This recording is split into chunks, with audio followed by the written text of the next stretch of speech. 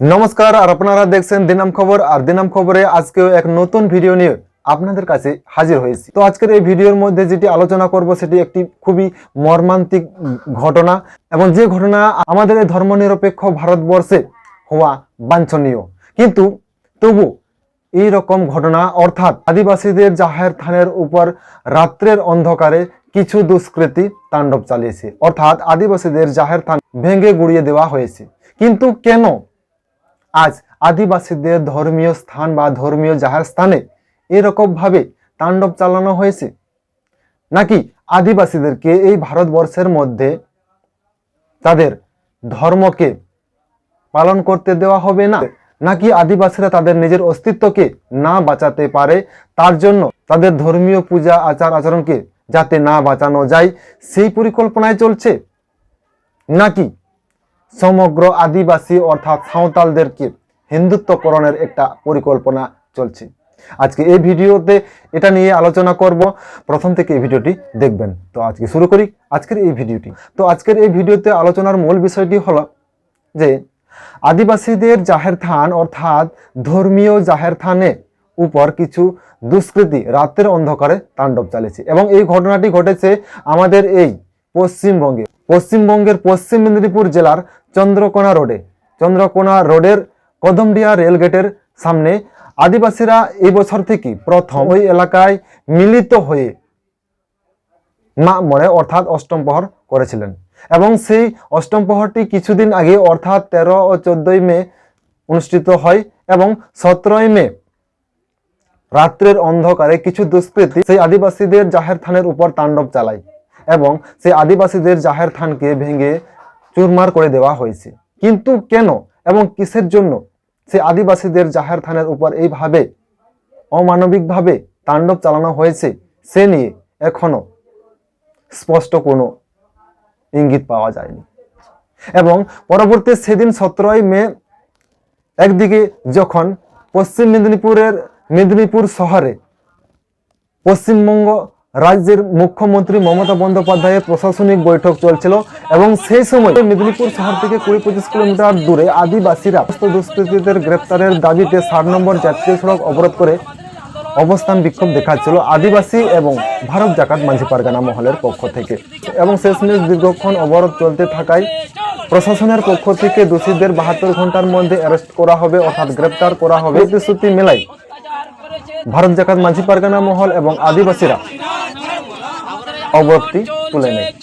কিন্তু এখানে পশ্চিম মেদিনীপুরের সেই চন্দ্রকোনাতেই বারবার আদিবাসীদের উপর অত্যাচার হচ্ছে কেন এবং কিসের জন্য?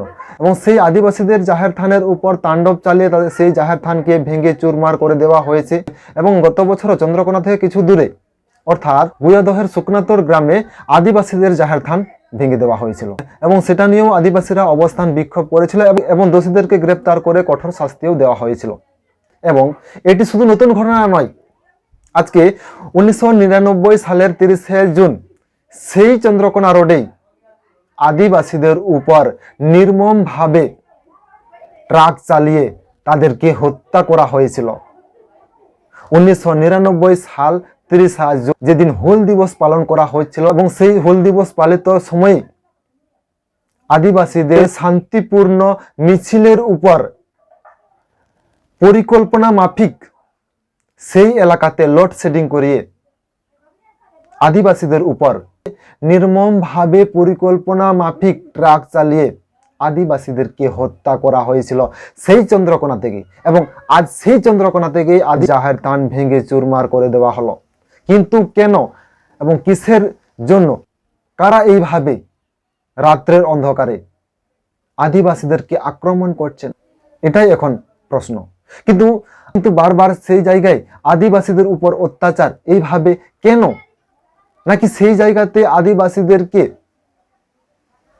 থাকতে দেওয়া যাবে না?